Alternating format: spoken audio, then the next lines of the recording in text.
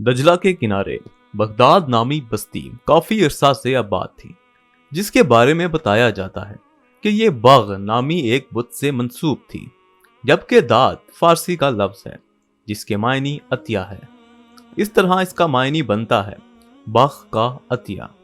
بعض مورخین نے لکھا ہے کہ بغ کا لفظ اللہ تعالیٰ کے لیے بھی بولا جانے لگا تھا، اس لیے یہ اللہ تعالیٰ کا عطیہ کے معنی سے ہے، اور بعض مورخین کی نکتہ رسی نے اسے باغ اور داد کی صورت میں پیش کیا ہے اور بتایا ہے کہ نوشیروان عادل اس جگہ باغ میں بیٹھ کر داد انصاف کیا کرتا تھا، اسی لیے اس حوالے سے یہ بغداد کہلانے لگا۔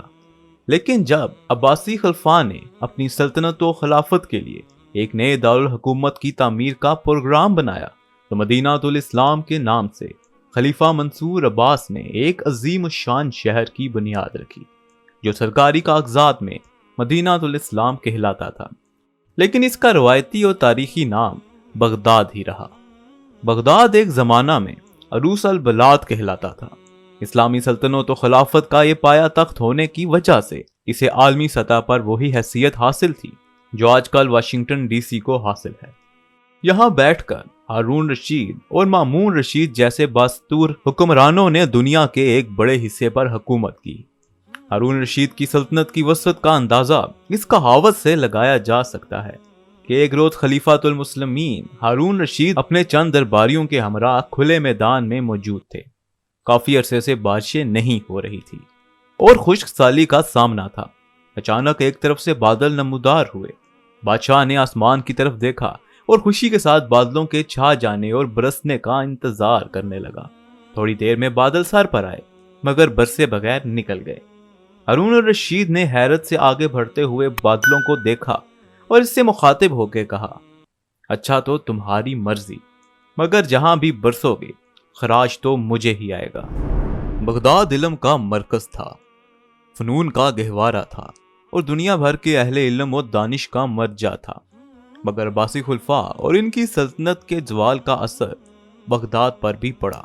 جب فروری 1285 میں منگول سردار ہلاکو خان نے سلطنت عباسیہ کے آخری تاجدار متوسم باللہ کو شکست دے دی اور اس کے بعد اس کو قتل کر ڈالا، تو نہ صرف عظیم الشان عباسی سلطنت و خلافت تاریخ میں گم ہو گئی، بلکہ ہلاکو خان نے بغداد کی بھی اینٹ سے اینٹ بجا دی۔ مورخین لکھتے ہیں کہ اس موقع پر اس قدر وحشیانہ قتل عام ہوا کہ بغداد کی 20 لاکھ آبادی میں سے 15 لاکھ کے لگ بھگ اس قتل عام کی بھیڑ چڑھ گئے۔ کتب خانے جلا دیے گئے، علماء و دانشور تہ و تہ کر دیے گئے اور علم و تہذیب کے نشانات تک مٹا دیے گئے۔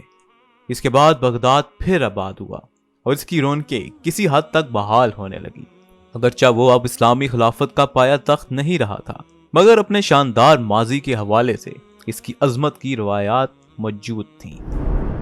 1401 میں اسے امیر تیمور کی یلغار کا سامنا کرنا پڑا اور اس نے بھی بغداد پر قبضے کے بعد قتل عام کا بازار گرم کر دیا، جس میں بغداد کی آبادی کا ایک بڑا حصہ نشانہ بنا۔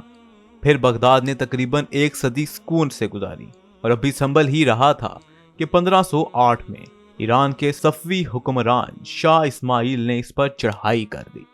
صفویوں نے بغداد پر قبضہ کر لیا، عام باشندوں اور سرکردہ سنی رہنماؤں کا قتل عام کیا گیا اور حضرت امام ابو حنیفہ اور حضرت شاہ عبد القادر جیلانی رحمۃ اللہ علیہ سمیت بہت سے بزرگوں کے مزارات اجاڑ دیے گئے، مگر ان کا قبضہ زیادہ دیر تک قائم نہ رہ سکا کیونکہ اب ترکوں کی خلافت عثمانیہ اس طرف متوجہ ہوگی اور بغداد پر صفویوں کے قبضے سے اسے خطرہ محسوس ہونے لگا تھا۔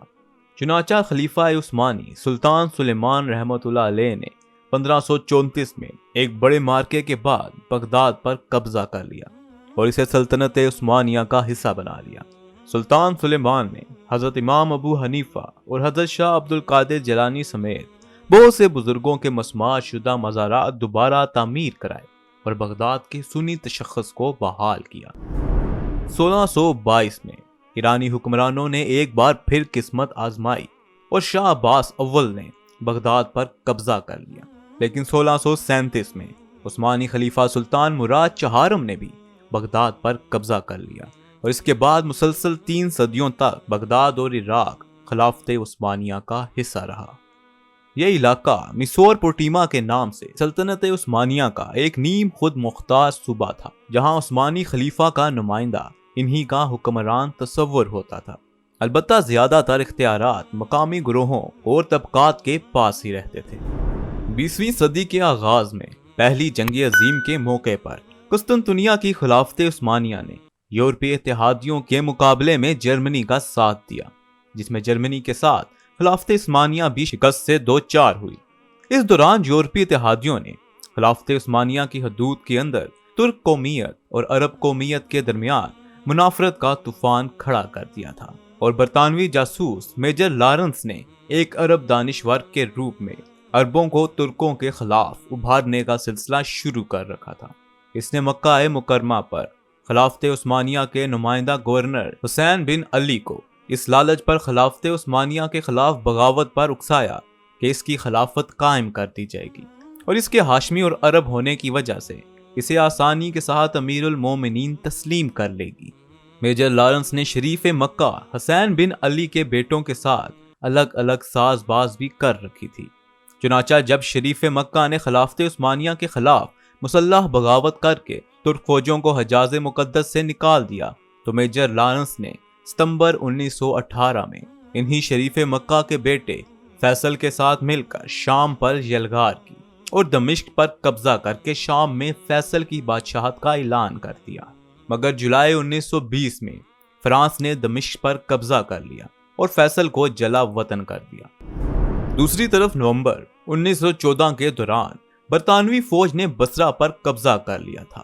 تقریباً 2.5 سال کی خونریز جنگ کے بعد، جس میں مجموعی طور پر 98,000 کے لگ بھگ افراد قتل ہوئے، انگریز جنرل مارڈ نے 11 مارچ 1917 کو بغداد پر قبضہ کر لیا۔ اس کے بعد برطانیہ اور فرانس کے درمیان ایک معاہدے کے ذریعے بصرہ اور بغداد پر برطانوی حکومت جبکہ موصل پر فرانس کی علمداری تسلیم کر لی گئی تھی۔ مگر اکتوبر 1917 میں برطانیہ نے پورے عراق پر قبضہ کر لیا، یوں عراق برطانوی سلطنت میں شامل ہو گیا۔ اسی دوران انگریز فوجیوں نے یروشلم پر قبضہ کر کے فلسطین کو بھی برطانوی دائرہ اقتدار میں شامل کر لیا تھا۔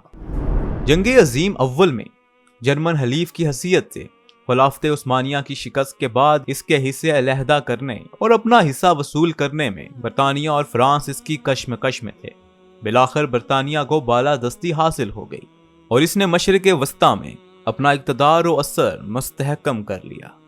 برطانوی حکمرانوں نے عثمانی خلافت کے صوبوں کے تسلسل میں ترکوں سے ناراض ہونے والے عرب گروپوں کو دام فریب میں پھنسایا اور ان کی علاقائی حکمرانیاں بحال کرنے کی لالچ میں ان سے الگ الگ معاہدے کیے۔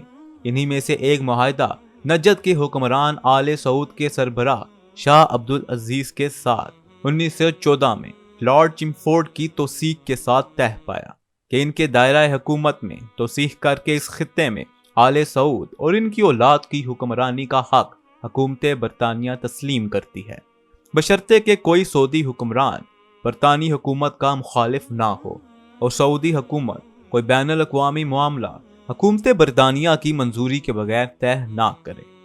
اسی پس منظر میں مارچ 1921 میں قاہرہ کانفرنس ہوئی، جس کی صدارت برطانوی وزیر اعظم نے کی، اور اس میں یہ تقسیم طے پائی کہ شریف مکہ حسین بن علی کے بیٹے فیصل کو عراق کا بادشاہ تسلیم کر لیا گیا، دوسرے بیٹے عبداللہ کو اردن کی ایک نئی ریاست کا بادشاہ بنا دیا گیا، اور حجاز مقدس سمیت جزیرہ عرب کے بڑے حصے کی حکمرانی سعودی عرب کے نام سے آل سعود کو تفویض کر دی گئی، جبکہ فلسطین کو برطانیہ نے اپنے قبضے میں رکھا۔